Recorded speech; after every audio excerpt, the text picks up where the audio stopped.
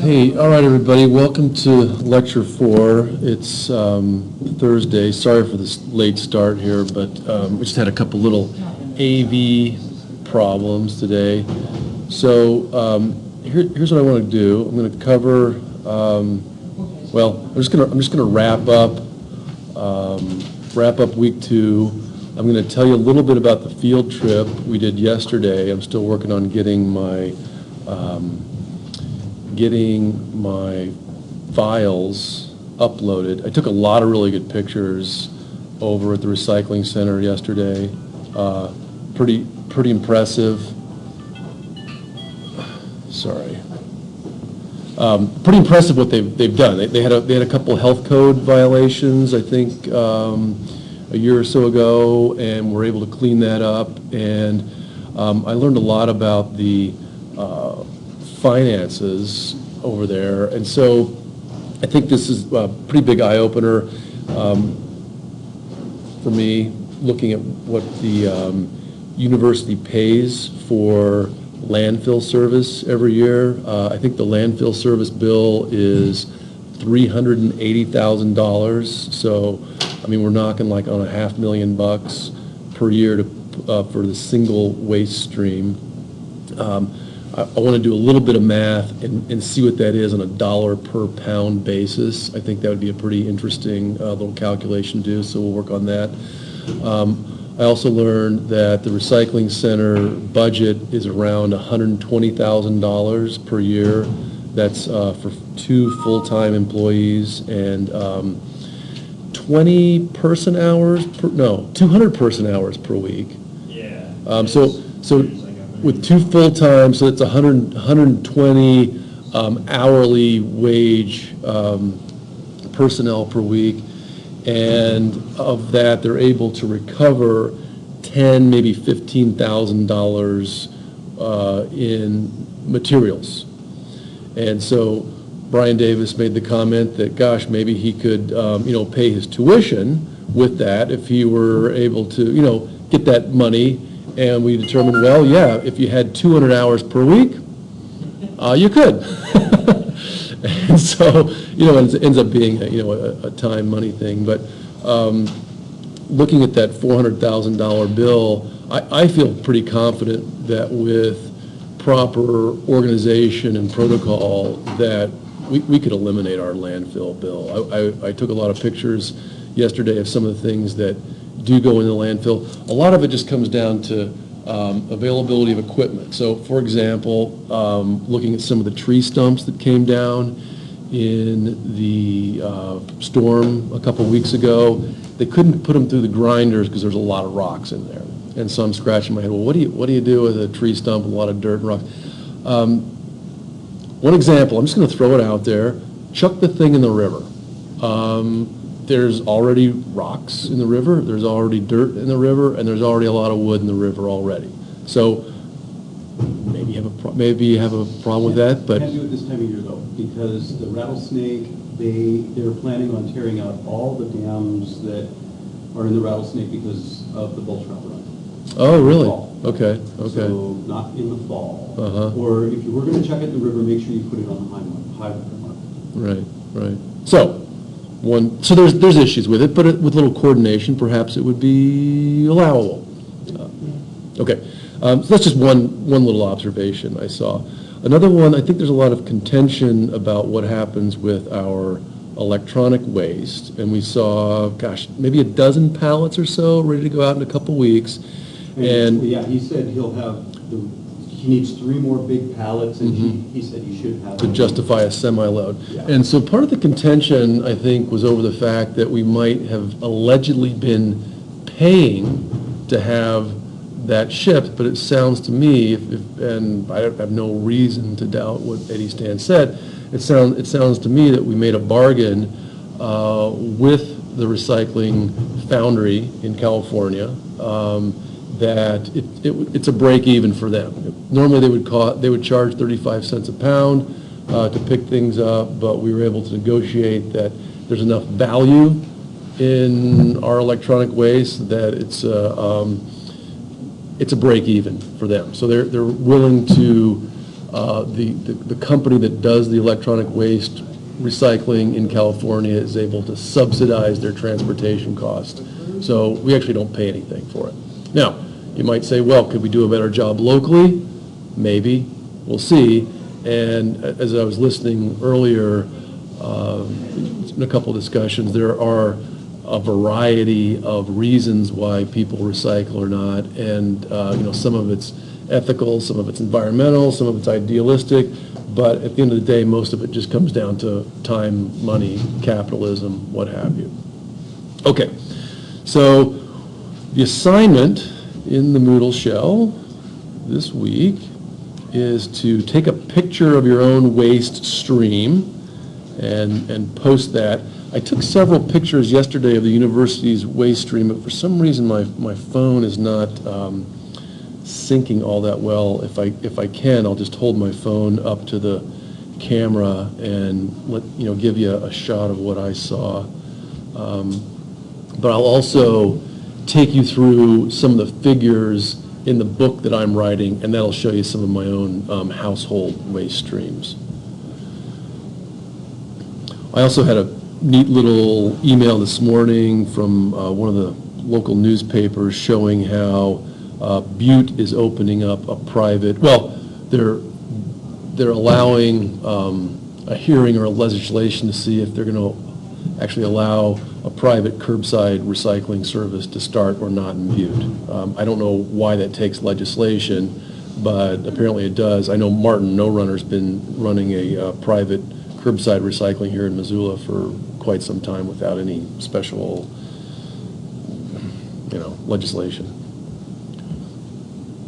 All right, so let's just see how we are on the forum.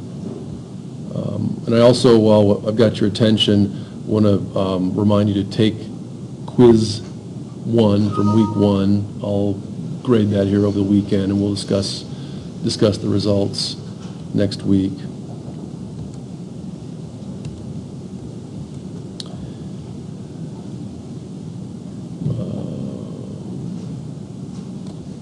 Okay, so here's our Maria. Okay, brave enough to share. Super. All right. Is that bin out in the hall, or that's a trash line on the right? Yeah. Out in the hallway? Yeah. Okay, so this is a shot inside the dorm of, okay. So, and and what floor are you on here? Second floor. Second floor. It's Craig Hall. Right. But Sure. last semester was in Jesse Hall, and I was like 7th floor. Okay. And was there a similar chute in that Yeah, building? the Okay. same. Okay. And then I assume this is inside your dorm, right? Yeah. Okay. So This is my roommate's trash. Oh. Just for information. Okay. Not mine. That's good. So first of all, what I'm seeing here, this is probably a high density polyethylene plastic bag. We'll get into some of the chemistry next week when we do embodied energy. The university does have a pretty impressive plastic bag recycling system going. They've got a great big bin. Things get dumped in. When it reaches some critical volume, they then make a brick out of it, or a bale, and market value for baled mixed HDPE and LDP is about 3 cents a pound, can be as much as 6 cents a pound, so there is a value in there. I'm looking at the Band-Aids on the cardboard box, and so the question is here, gosh, is the cardboard box now contaminated? And would there have been a better way to take the Band-Aids, put them into a biohazard waste stream? There are, in fact, right now I'm collaborating with Patrick Brown of International Biomass. They're trying to bring a pyrolysis unit to St. Pat's. And the idea would be, rather than have somebody come in with a truck, take it somewhere else, just deal with the biological waste on site. It's not an incinerator. The temperatures are not as hot, and the effluent is not as toxic. But I'm looking at those Band-Aids and thinking those are a fantastic candidate for a pyrolysis unit. Heat comes off, and you can use that waste heat locally to heat water in a building. The cardboard, pretty obvious, just put it in the cardboard box bin at the dorm. We saw the cardboard box compressor over at the recycling station yesterday, and it's up, it's running, it's pretty impressive. I think we get a penny per pound from Pacific. Is it Pacific or Republic? I think we get a penny per pound on Republic, and you can just about guarantee that Republic is going to make more than a penny per pound. Almost any math you do on one of these things, an entity is going to want to double their money. It's the same exact model that Blue Marble Biomaterials uses. So they're going to buy or at least get access to materials for a certain dollar value per pound or dollar value per cubic meter, and they're going to process it in some way, sort it mechanically, put some chemical energy into it or some thermal energy, and they're going to want to at least double their money. So cardboard can go in the cardboard recycling. This to me looks like some packaging. It's going to be probably going to be a number one plastic. That's some of the most valuable plastic. We talked about carpeting. We talked about clothing. The pesky thing here is getting the dang paper from inside the packaging, right? So that's a little bit of onus on the end user to pull the cardboard or the paperboard out of the plastic and then put that into two separate streams. Okay. While we're talking about streams, I just mentioned that the university spends about $400,000 a year on single stream landfill. Another big take-home lesson for us yesterday was that in recycling, there are multiple streams. There's almost as many streams as you'd like there to make because there's a market for absolutely every material you can name. The economic eye-opener for me was that we spend $120,000 a year on our recycling employees. 2 full-time folks and then some hourly wage folks at about 200 hours per week.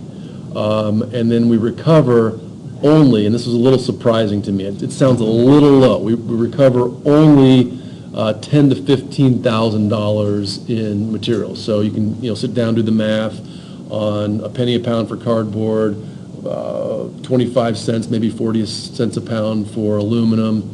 The plastics, unfortunately, were just not close enough to some of the bigger markets to turn a profit on that. But later in the semester, we're going to go out and look at what some of these bigger global supply streams are paying for plastics, and we'll do the numbers and see if we can't do something about that. One more thing, and I'll get to your question. So you might argue from a purely economic standpoint, just get rid of the recycling service altogether because we have a contract with Republic to take all of our waste. They will take it all. They don't have an upper limit. And Eddie Stan made an interesting analogy to a taxi cab service, right? So you're going to get in, they're going to pay you, when you first get in the taxi, and there's a baseline there. But they don't care if it's just you in the taxi or 4 of your friends, they're going to charge you the same amount. So you can pack as much garbage in there as you like. They're compelled to take it all. There are penalties, and I realize we pay about $20,000 a year in penalties if the bag or the couch or the what have you does not make it into the dumpster, because that requires the garbage truck operators to stop what they're doing, get out, and make a special trip to manually place that item into the garbage truck. Whereas if it were in the dumpster, they've got that automated system for just doing it mechanically, which obviously saves them some time.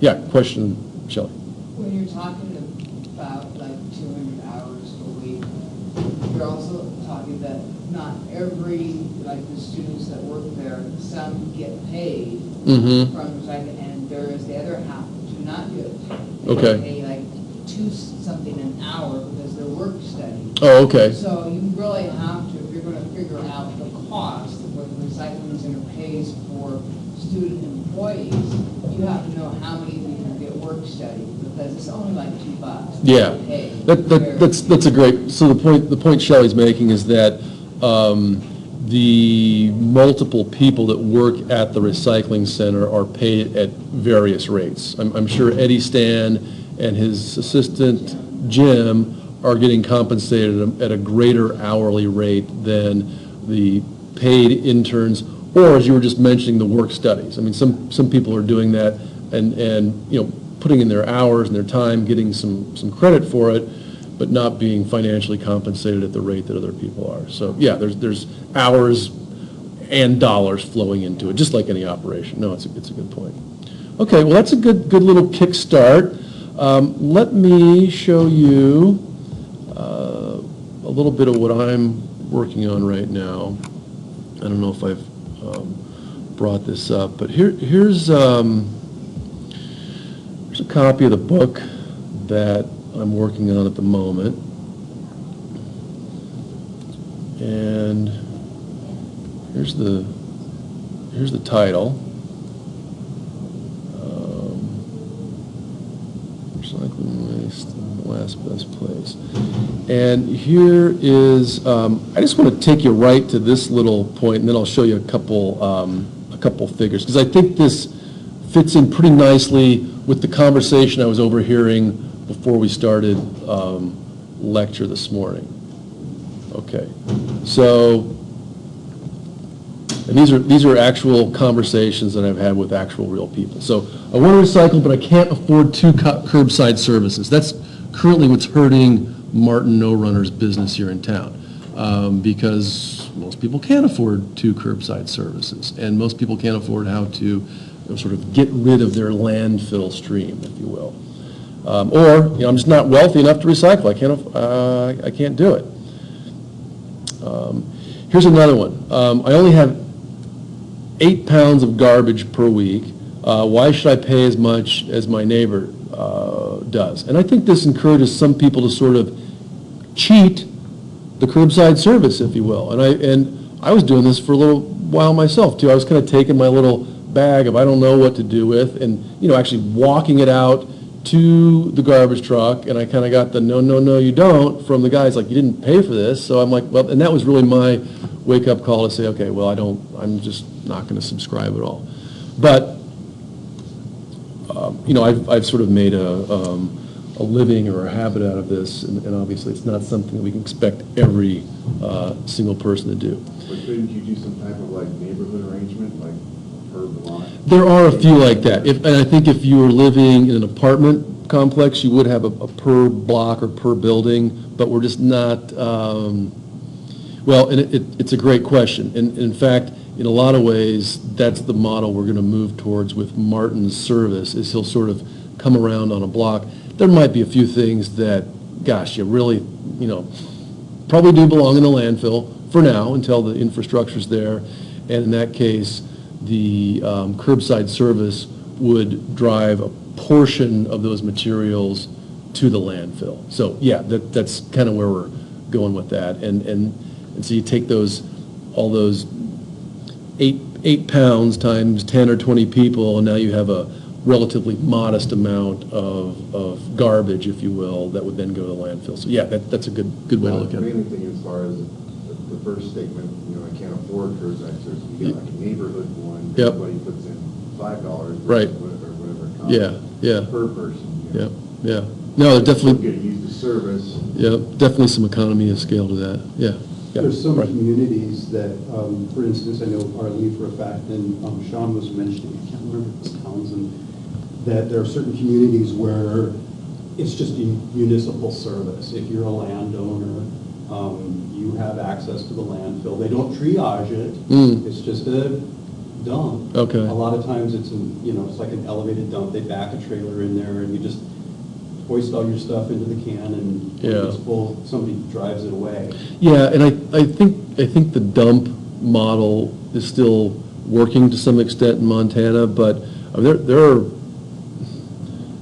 doesn't work in Florida anymore. Florida's full, doesn't work in New Jersey anymore, New Jersey's full, so, but, yeah, I can see Well, that. I've long thought that if it was a municipal service, just part of the tax base, it could be triaged and, which would reduce the total amount going into the landfill, as well as, perhaps, repurposing much of the stuff. Yeah, that's another big question, a municipal service versus a private service, and that's a tough one. That's an age-old question, whether you leave it to private industry or. I mean, if it was a municipal service, you wouldn't have to worry about, oh gee, I've only got one bag, why should I pay, that much money? It doesn't matter how much you have. It doesn't matter if you have a car sitting in your front yard that's been there for ages. You can phone up and they'll come and get it. Yeah, well, you'll still run into the same problem, because you're going to have people demanding greater services of the municipality, and you'll still have, again, this sort of 8-pound person saying, gosh, why am I paying? And it's the same thing with why am I paying for school taxes if I don't have any kids in public Right. school? Yeah, So, well, yeah, anyway, that conversation can kind of perpetuate. In Yeah. every city in US is like that, you have to pay. No, different. I mean, some cities have your curbside solid waste is built into your property tax. So whatever you're paying in property taxes, that's sort of just a portion of it. Sewer is another service as well. But, typically not your phone, not your internet. Those are typically private. But Montana's kind of unique in that the landfill service is private.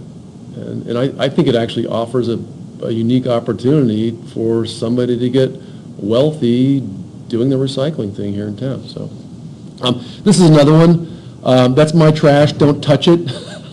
I used to go around and collect Christmas trees that people would put out. I'd turn them into compost. I would see other people putting recyclables in the trash, and if I had a few spare moments, I'd just go through it. But I can see a point for this where, gosh, maybe you've got your tax documents in there, and there's some privacy issues there. So I can see the point of this.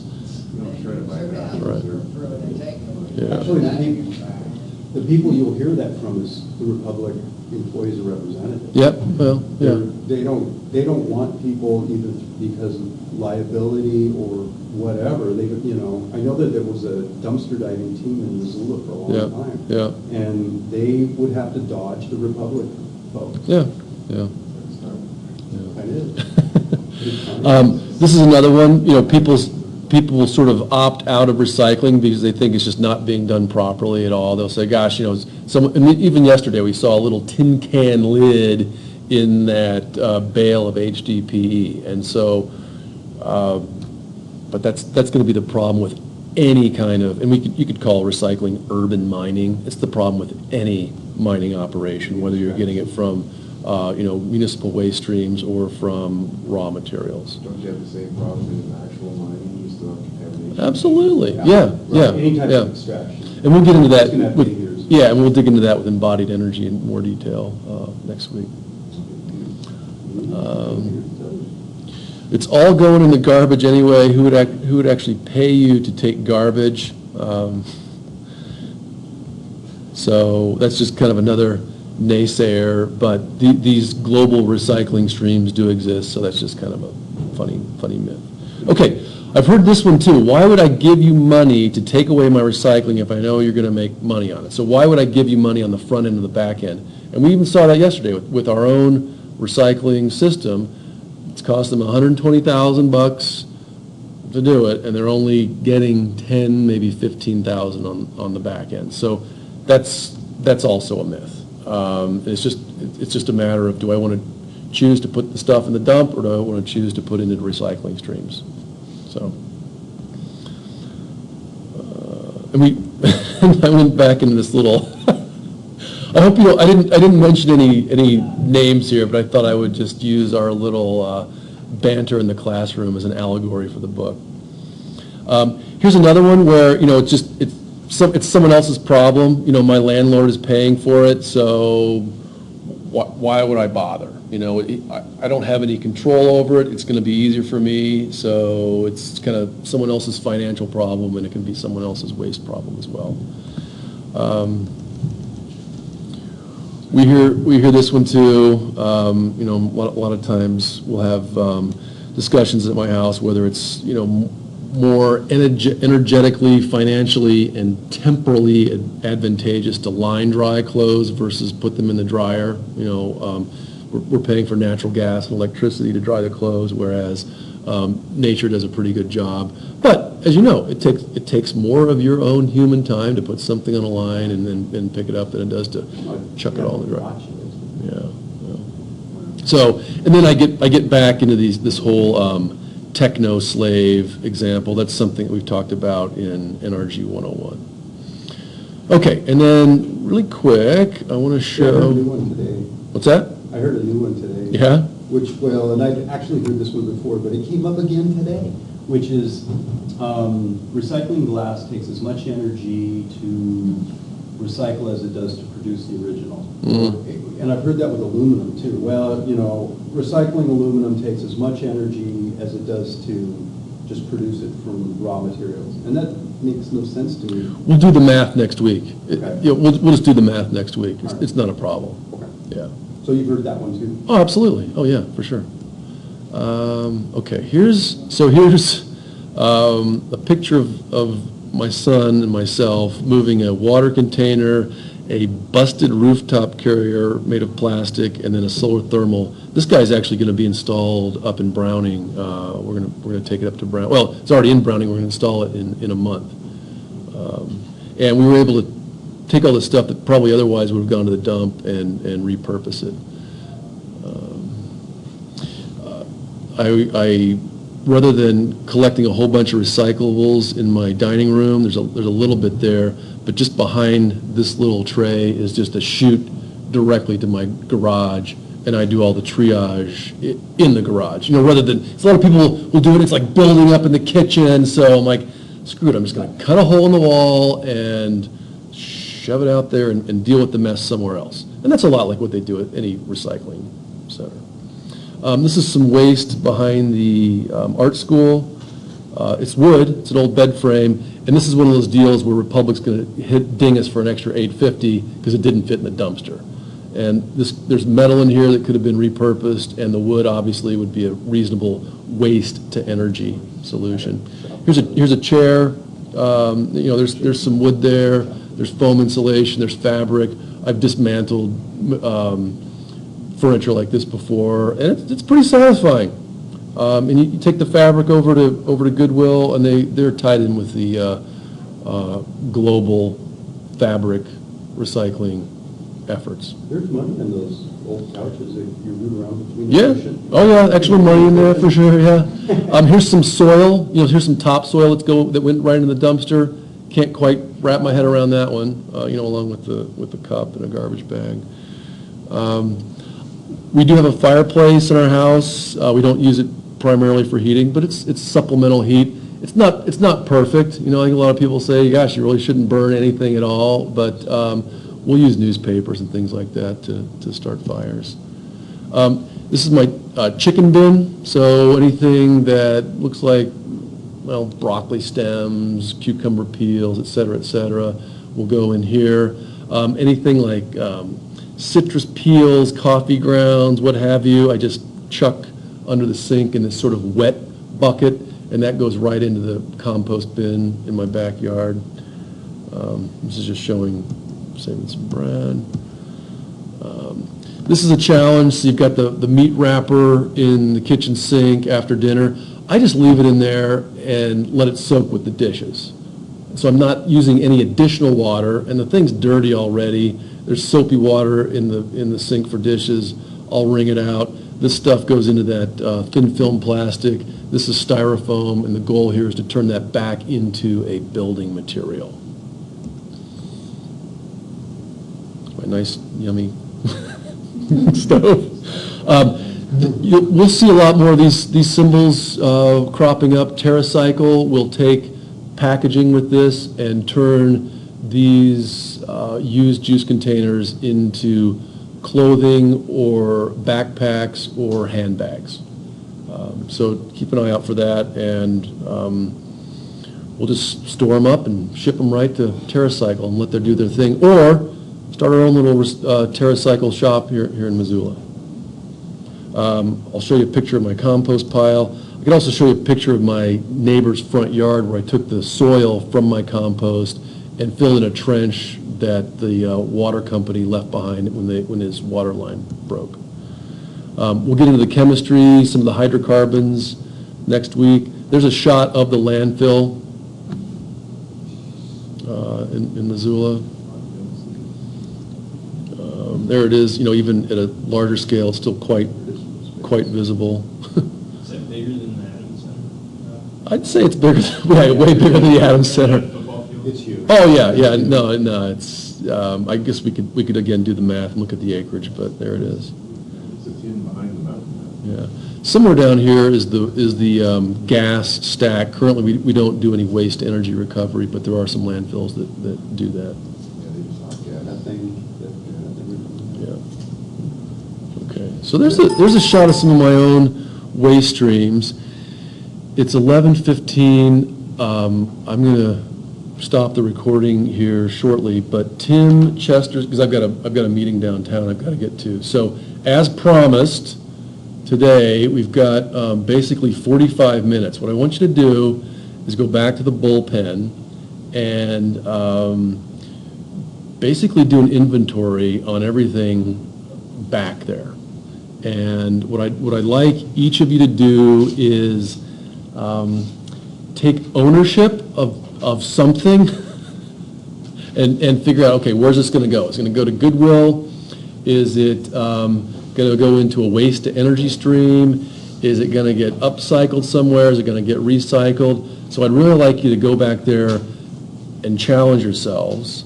I'll let you know that there are 2 buckets back there that you don't have to mess with. Those are 2 buckets that just came off of my garage floor earlier this year. So I was cleaning out my garage. I'm in there making metal chips, making plastic chips. There's carpet fibers in there. There's leaves. There's just a mixture of technological things. And in fact, I'll take you to this guy right here. There's a mixture of technological waste. So here's your technosphere, and biological waste. Just like I said, leaves and seeds and things like that. It's all in those 2 buckets. I think they're still there. You don't have to mess with all that. Tim knows what the majority of the renewable energy technology assets are. I mean, there's a saw back there. There's parts for our solar car. There's parts for our wind turbine. So obviously those things we're going to keep and use. But what I'd like you to do is get creative with some of the other supplies and figure out what are we going to do with them. We're going to do one of 3 things. We're going to build with them. And so in the case of the styrofoam, that's what I'd like to do. And we will take all the styrofoam over to our partners at the Hive. There might be a few things to bury. If it's compost, we'll bury it, turn it into soil. If there are things that might be reasonable waste to energy things, then we'll burn them. And I know there's some wood back there that we could use for waste to energy. So I'd like you to go back, take an inventory of everything. Like I said, Tim's got a really good handle on what are actual assets to the renewable energy technology program, table saw, wind turbine, et cetera, et cetera. But everything else, I'd like you just to get creative with and take ownership of. Whatever you don't want, I'll take responsibility for. So there's your field assignment for today. So again, the recycling center visit I thought yesterday was great, and now we've got our opportunity to do a little bit of our own. So thanks, and I will see you Tuesday. See you online on Tuesday.